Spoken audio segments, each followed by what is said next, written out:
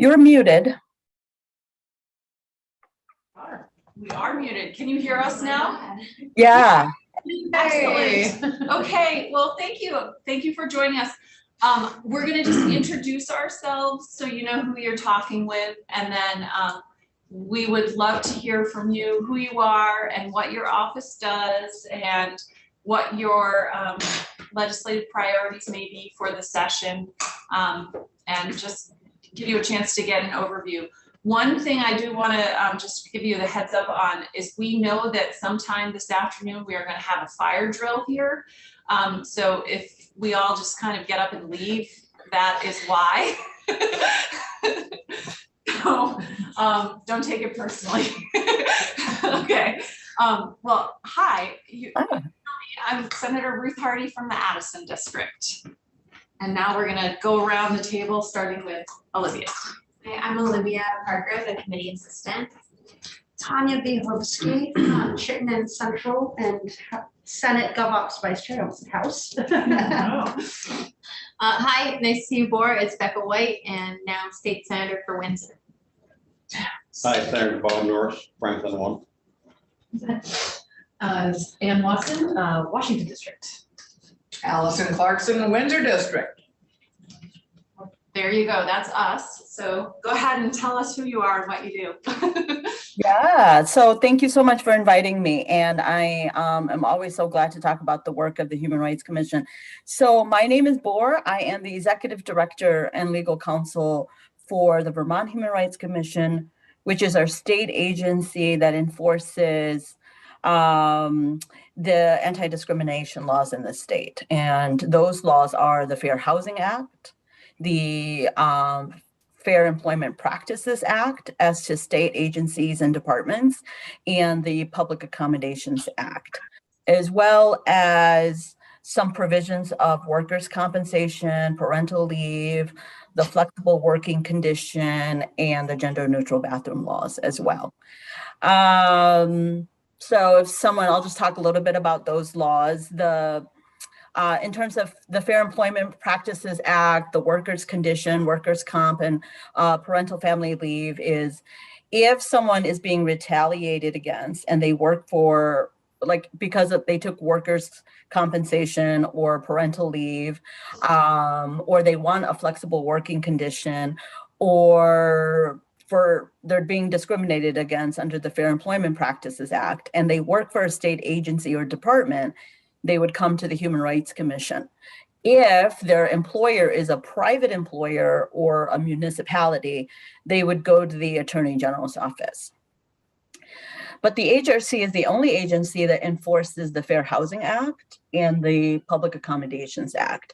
And the Fair Housing Act is sort of self-explanatory. Anytime someone experiences discrimination in housing, either by a real estate agent, a property management company, a housing provider, even tenant-to-tenant harassment or owner-to-owner harassment who are neighbors, that would fall under our jurisdiction. And then the Public Accommodations Act is anytime an entity provides goods and services to the general public and they discriminate against someone, that individual can file a claim at the Human Rights Commission too. Now, in Vermont, we enjoy a very broad definition of places of public accommodations. Our courts have held that places of public accommodations also include government entities, and our statutes say that places of public accommodations also includes any school. And so that brings in cases from inmates, it brings in police brutality, police stop cases, it brings in a lot of school cases at the Human Rights Commission as well as cases against hospitals and clinics and so forth. So that is our jurisdiction. And in addition to enforcing the anti-discrimination laws, well, let me explain how we enforce it. Is we open an investigation, we conduct an investigation, and we try to help the parties conciliate and find a resolution. If we are unable to reach or help them reach that resolution, we issue a report, either that discrimination has occurred or has not occurred. That report goes to our 5 commissioners who are appointed by the governor. And then they hear that case on a monthly basis. They make a final determination whether discrimination has occurred or not. And if they find no discrimination, the case ends there in terms of our involvement. If they find that there is discrimination, it comes back to my desk as the executive director. I try my best to resolve it within 6 months, or we can file litigation in court on behalf of the agency at that point. So we don't represent any of the parties. We do an impartial investigation. And even when we file litigation, we represent only the HRC, although our statute allows us to seek damages on behalf of the aggrieved individuals when we file claims in court. Some interesting cases that we've done in recent years that I can talk about. And I should also say that everything is confidential until the point which we find discrimination has occurred, and then the report becomes a public document. And some interesting cases that I can talk about one involved a woman who was deaf and went to the hospital and believed that she had or was having a heart attack. And for 3 days, she was not provided an ASL interpreter. So she had no ability to meaningfully participate in her own healthcare. And that was a case where we investigated it and found that discrimination on the basis of disability had occurred. We had another case involving a Black woman who worked for a state department and was subjected to hearing the N-word and other racial epithets on a regular basis for a very long period of time. And that was a hostile racial environment case. And we also found discrimination in that. We had a case a few years ago involving a man with dementia who had spat at a police officer, who was then arrested. And it was very clear to the judge that this individual needed a medical evaluation, a mental health evaluation. But he had to wait for that evaluation in the prison systems because there was no room for him at the hospitals. And while he was in corrections, because of his dementia and his mental health issues, he obviously behaved in a way that was consistent with that. Corrections didn't know how to handle that, and they segregated him for 14 days. And this was a man who had done very little to get there, who had not actually been punished by the system yet, and was segregated and left alone for 14 days, which of course made his dementia symptoms that much worse. And that was a case where we also found discrimination on the basis of disability. So there's a lot of cases like that. And in addition to that enforcement, we testified before the legislature, serve on task forces and various committees, and we do a fair amount of trainings and outreach across the state as well. We do trainings on harassment in schools and hazing and bullying. We do trainings on workplace harassment, civil rights stuff, fair housing, implicit bias, microaggressions, bystander intervention, etc. So yeah, Wow, that's a lot. Thank you. Yes, you clearly cover a lot of bases. Does anyone have any questions for dig into anything?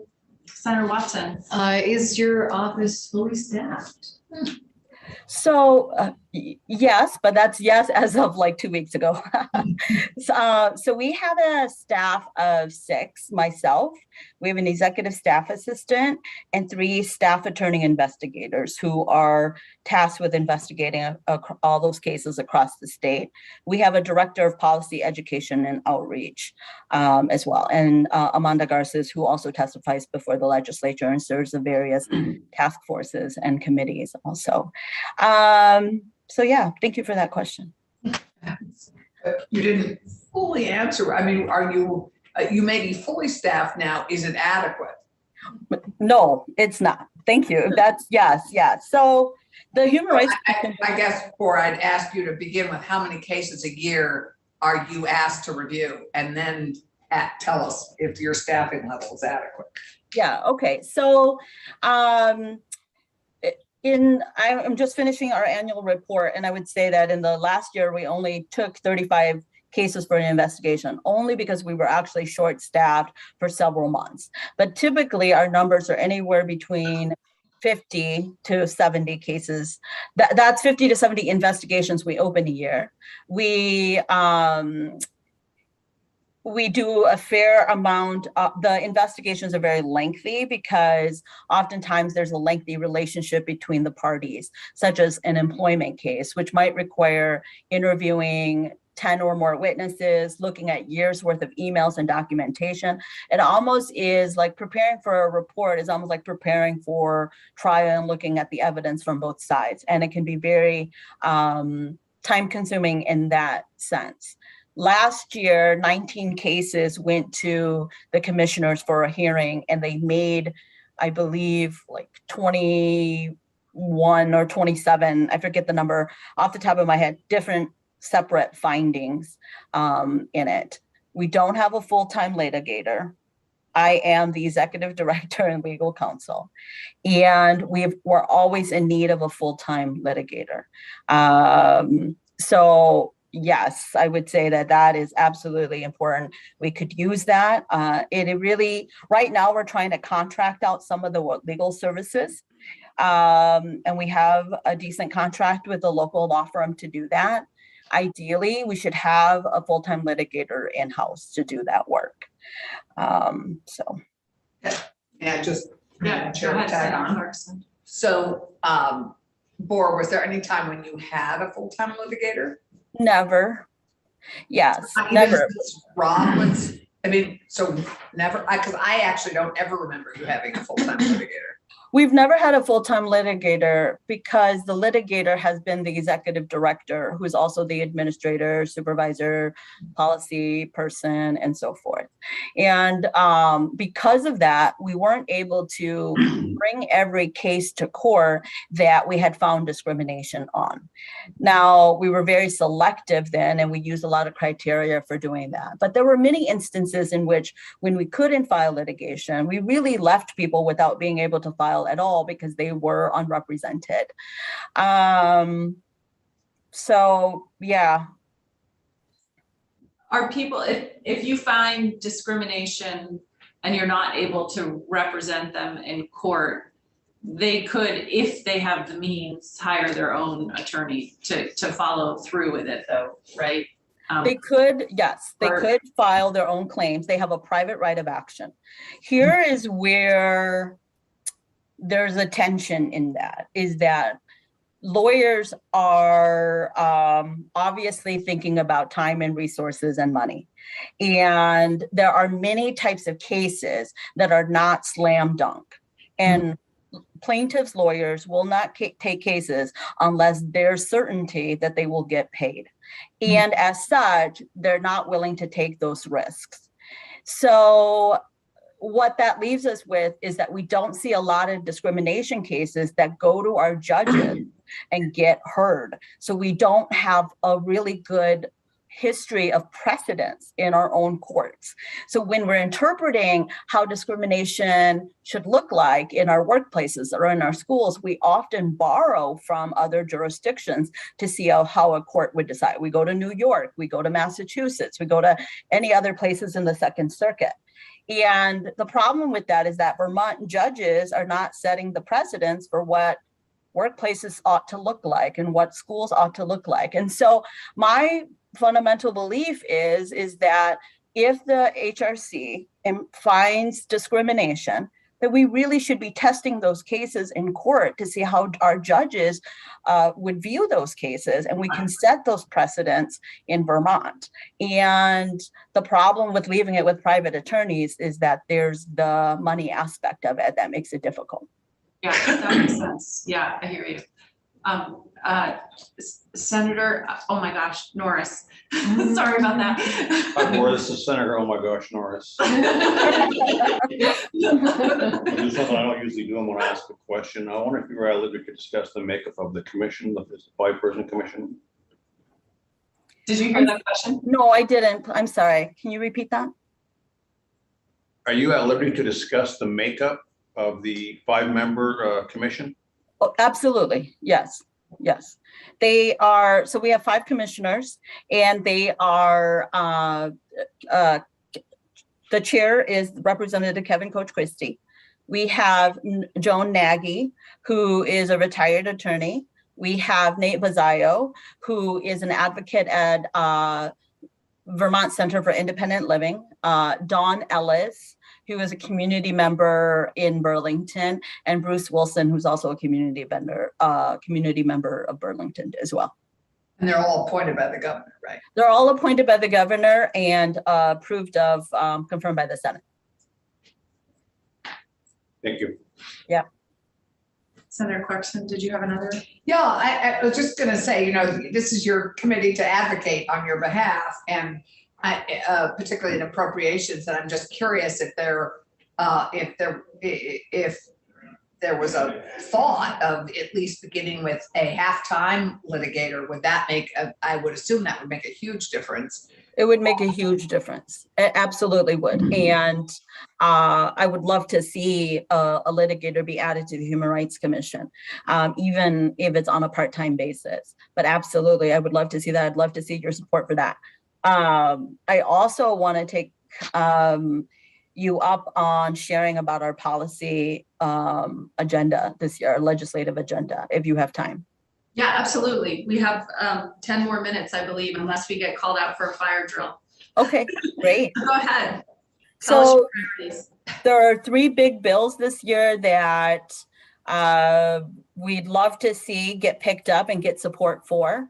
The first one is a bill that's been sitting around for several years, but did not make it through each year for different reasons. This is the Don't Darken My Door bill. And what it is a bill that prohibits employers from using clauses in settlement agreements that would prohibit an employee from ever reworking or applying for work again. And let me clarify is that when an employee files a discrimination harassment claim and they try to settle that case, an employer often uses a clause in the settlement agreement that says, we'll pay you, but you can never come back to work for us ever again. The problem with that is we're using those negotiation tools to really get rid of employees who have legitimate, meritorious claims of discrimination and harassment.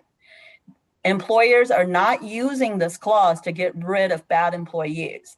Employers have a path to get rid of bad employees. They're using these clauses as negotiation tools to pay people more or less money.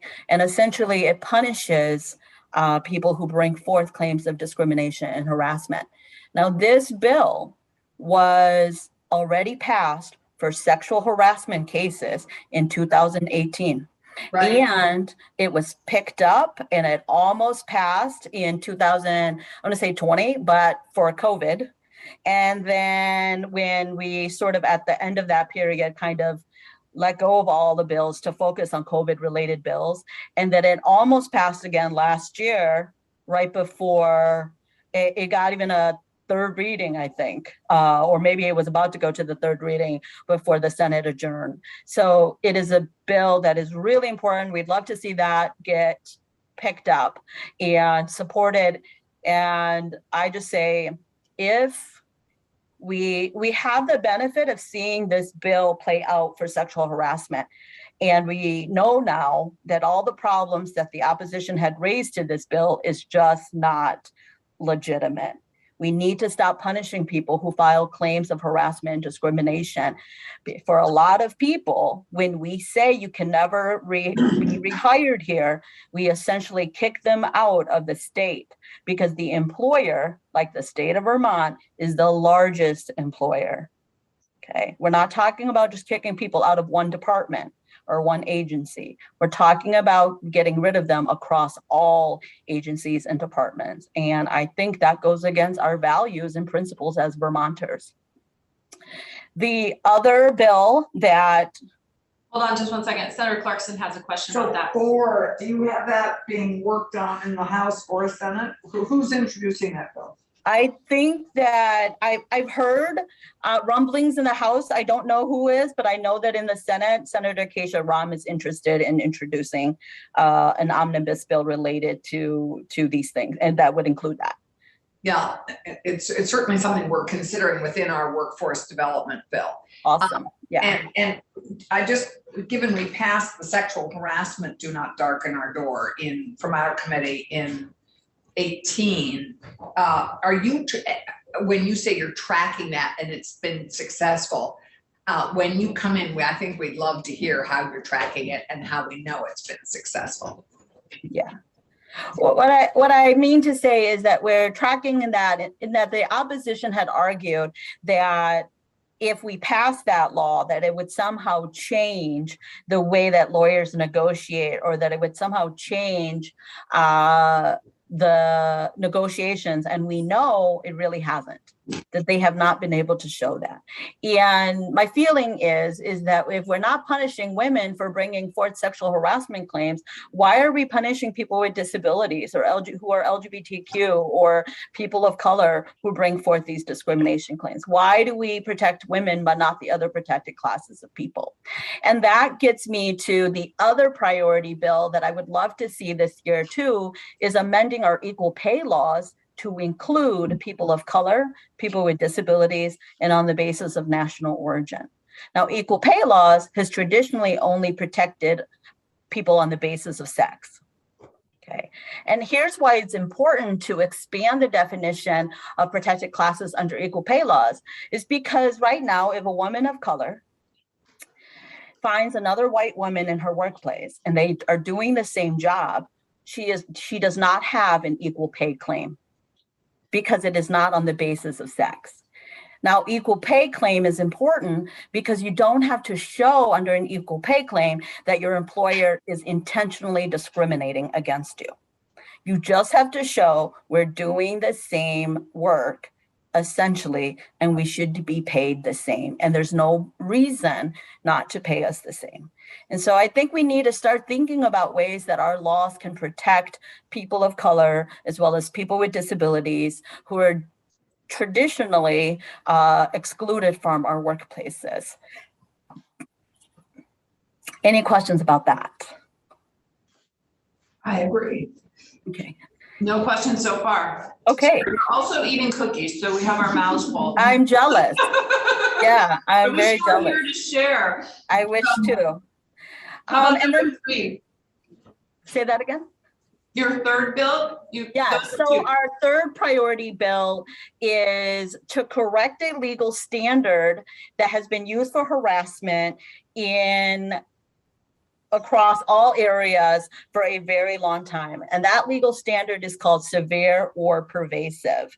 And severe or pervasive is a legal standard that was adopted in 1986 that said that harassment at work is like discrimination, and that for it to be cognizable, the harassment must rise to the level of severe or pervasive.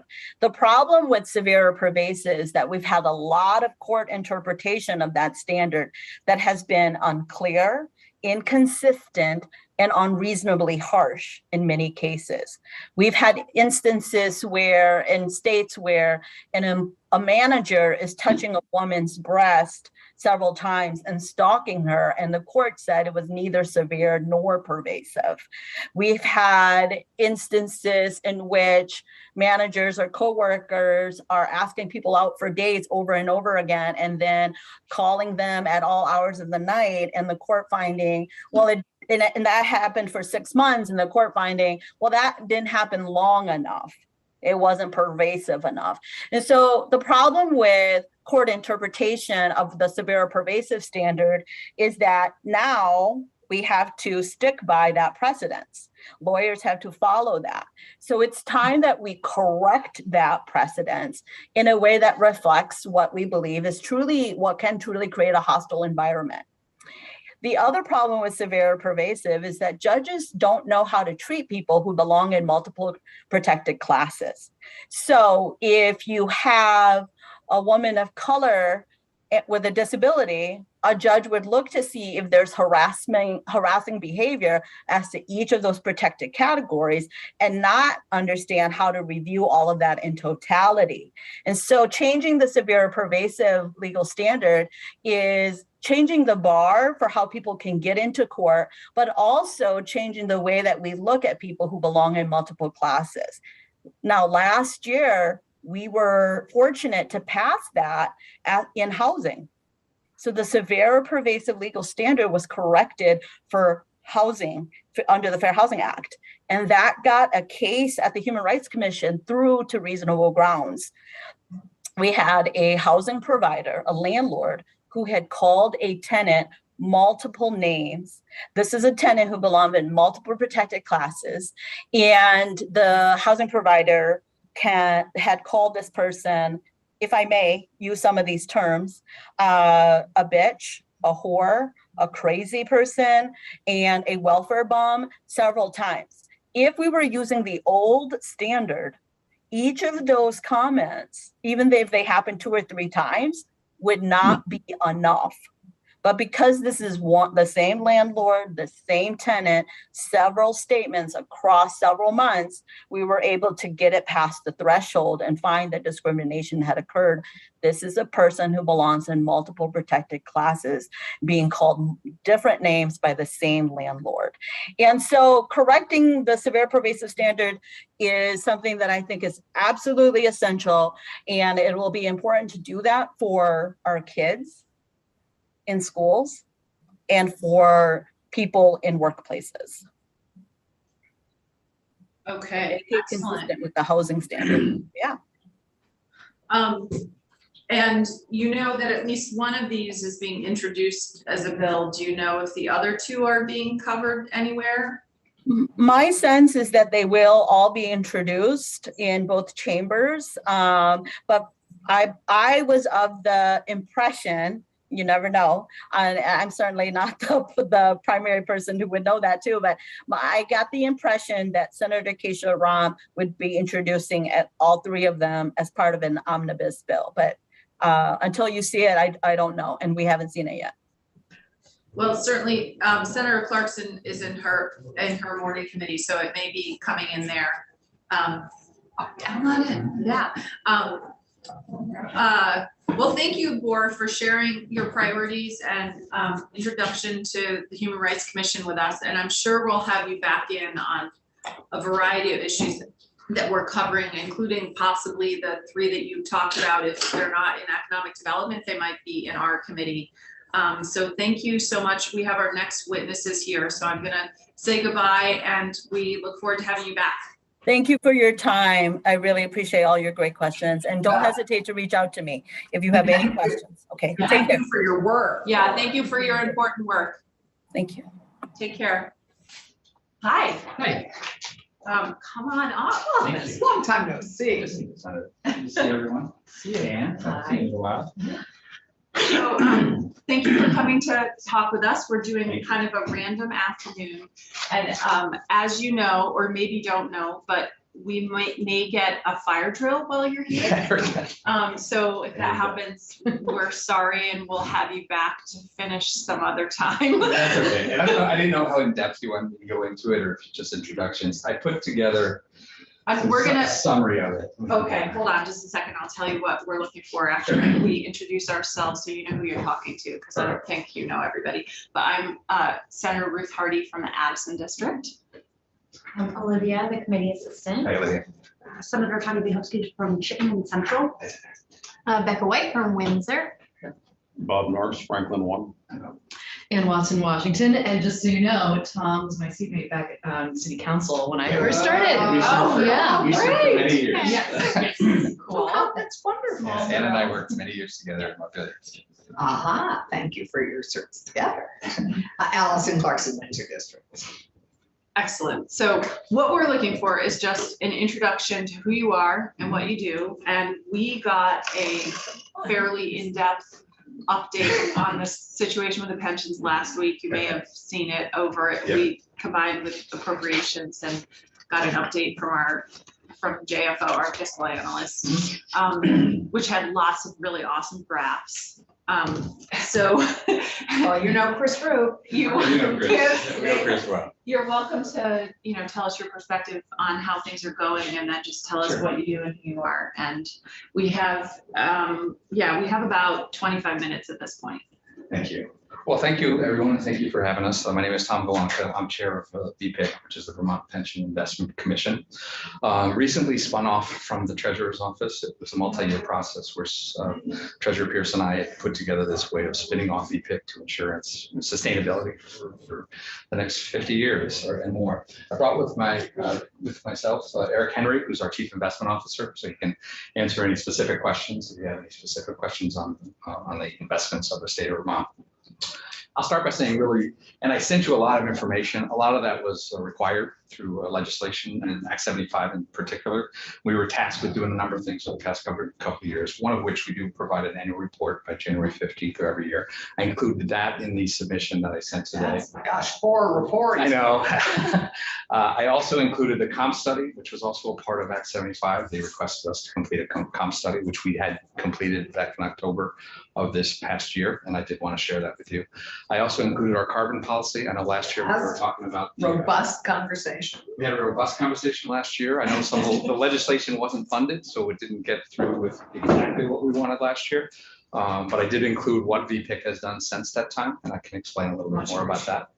And then I think the last piece in there, I put I'll give you 4 pieces of information. So The commission overview. Commission overview. Investment commission. And that's really what I was going to base my discussion on today in regards to introducing VPIC, what our goals and aspirations are, what we do for the state of Vermont, and how VPIC is organized. And I think that will give you a really good overview of where we are in that chain in regards to Chris Roop and how he deals with fiscal analysis. We deal with the money. We deal with what happens with the money after you put it into this pool. What happens to it? How do we invest it? How do we account for it? And how do we see it going forward for the state of Vermont? You know, obviously VPIC was started years ago and after the 08-09 crisis to sort of create one entity that managed the pension trust funds for both the state teachers, the state employees, and the municipal employees. So it's VEMRs, VEASTers, and VESERs. And I hear those acronyms all the time. Basically, all the money is pooled in 3 collective pools of money, which we manage collectively. So we unitize it and we manage it as one pooled asset. The mission of VPIC is to manage these investments with integrity, prudence, and skill to meet or exceed the financial objectives of the beneficiaries of the participant retirement systems. So we're guided by state statute as well as federal statute in terms of being a fiduciary. So our ultimate goal is the beneficiaries of the state of Vermont, the 50,000 or so, both current and past beneficiaries that have an entitlement to some of these assets. In June of 2021, we finally spun off with Act 75 to make this an independent entity. And at that time, we added more members. We defined the roles a little bit differently. We moved from the treasurer's office down to Baldwin Street. So we actually have a physical location. Where are you on Baldwin? 6 Baldwin Street on the first floor, a small office. We're the 3. Is it the Brown building? The Brown building. I would argue that the 3 employees that work for the state VPIC are probably the 3 most valuable employees you'll have here in the state of Vermont. I don't mean to be biased, but I think they do tremendous work for the state. You know, where else can you get a group of people that help generate $1 billion in appreciated assets a couple of years ago? This year, not so much, but last year it was a little bit better. I included the organizational chart in this packet, and you can kind of see how it's structured. VEASTers, VEMRs, and VEASTers. VEASTers, VEMRs, and VESERs all have 2 members, one of which is voting, one of which is an alternate. The treasurer is a member. There's a member from the Vermont League of Cities and Towns, a member from the Vermont School Boards Association, and then the governor has 3 appointees, 2 of which are voting, 1 is an alternate. All participate, all take part in our discussion.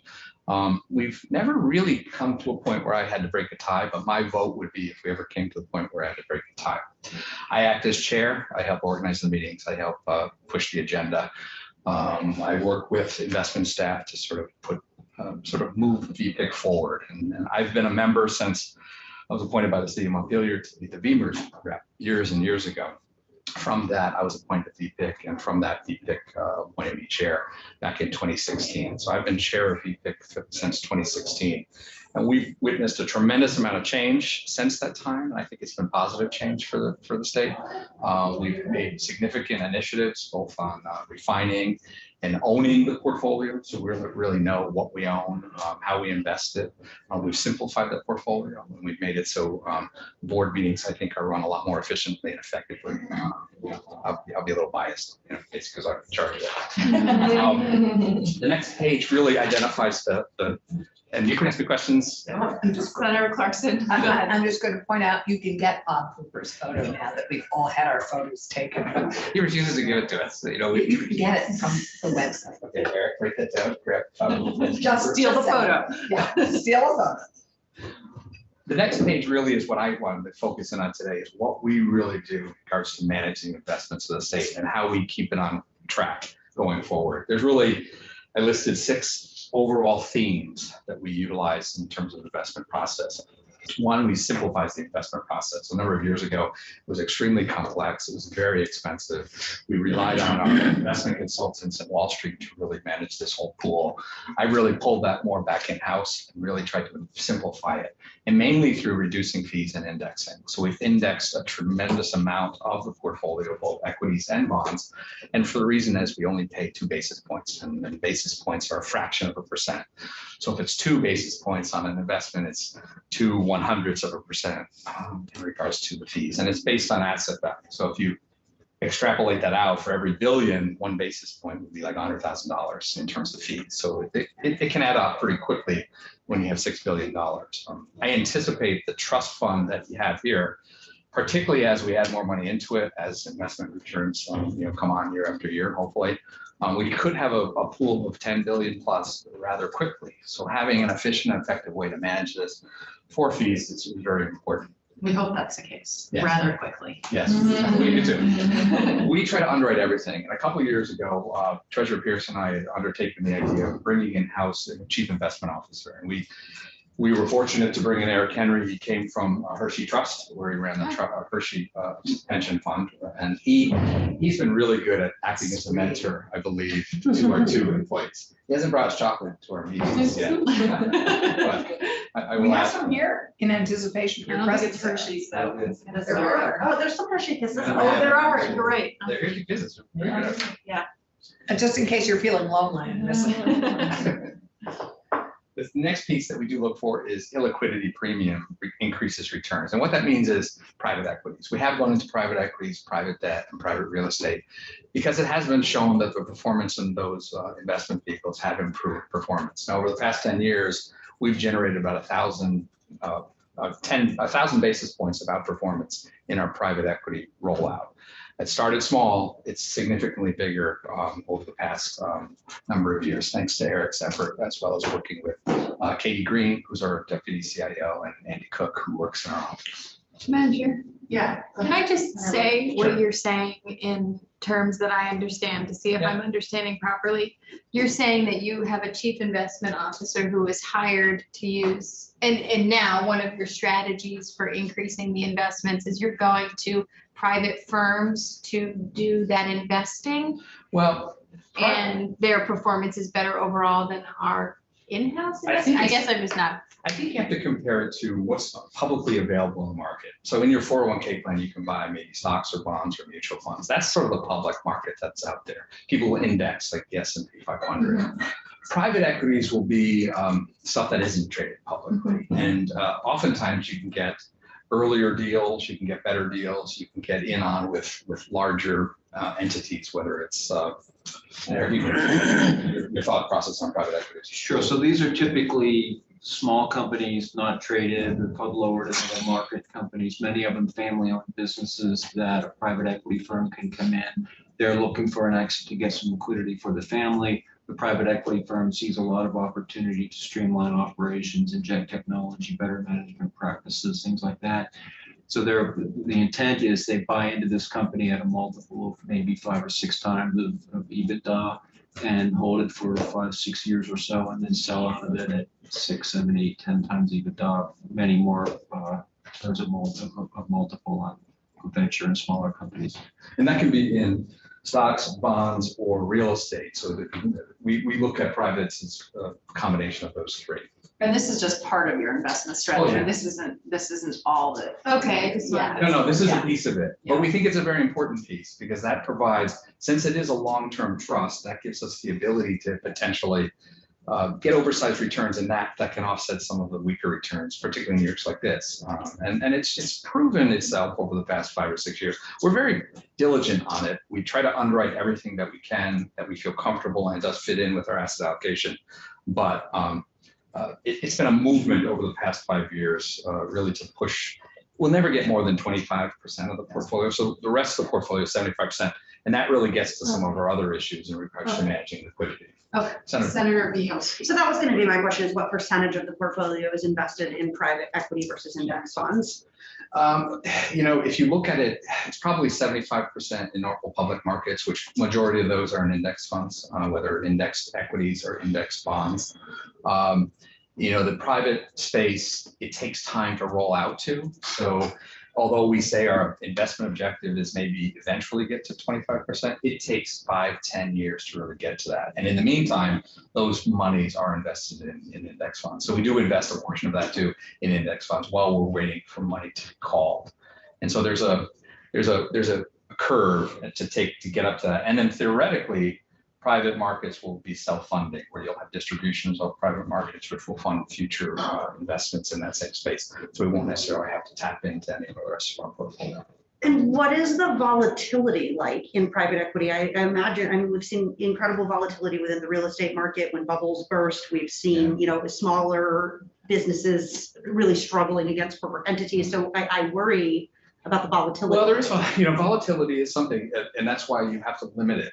You have to limit it because it is illiquid. You don't want to be in a situation where you have to sell this in a period of volatility. And that gets to the point where my next point in regards to liquidity of the underlying pension funds are of paramount importance. So what liquidity profile we need for distributions on a monthly basis really dictate our investment plan. Now, years ago in BPIC, they never really looked at that.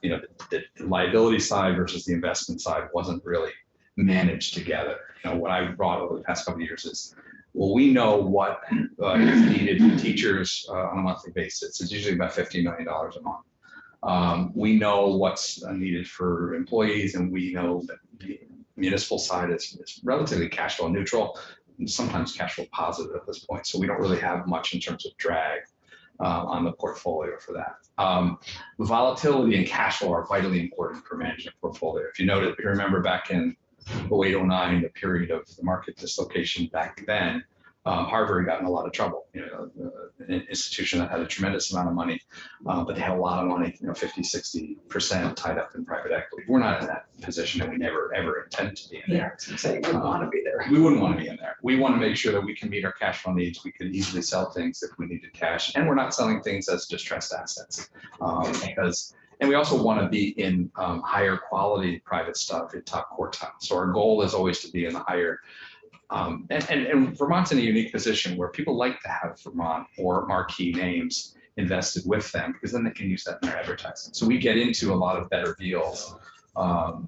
If I didn't see that performance was there, I wouldn't recommend it. But we track it based on if we were to invest that dollar in a public market alternative at the same date that we had invested in this money. And we consistently outperform in those asset categories for the past 5 years. And so we're careful with it, but we also see the benefit to it, going forward. And I do believe liquidity overrides that. So if the state wasn't meeting the arc and there was other issues in regards to cash outflows, like if we had to come up with another 10, 15, 20% out of a different portfolio, then it's a different story. Then you really have to pull back on those private investments. And then last piece in regards to our themes is net returns must justify all investment manager fees. So we look at the portfolio based on how would it have done if we just brought it in indexes, and how does the portfolio look like based on our internal management as well as the managers that we do hire.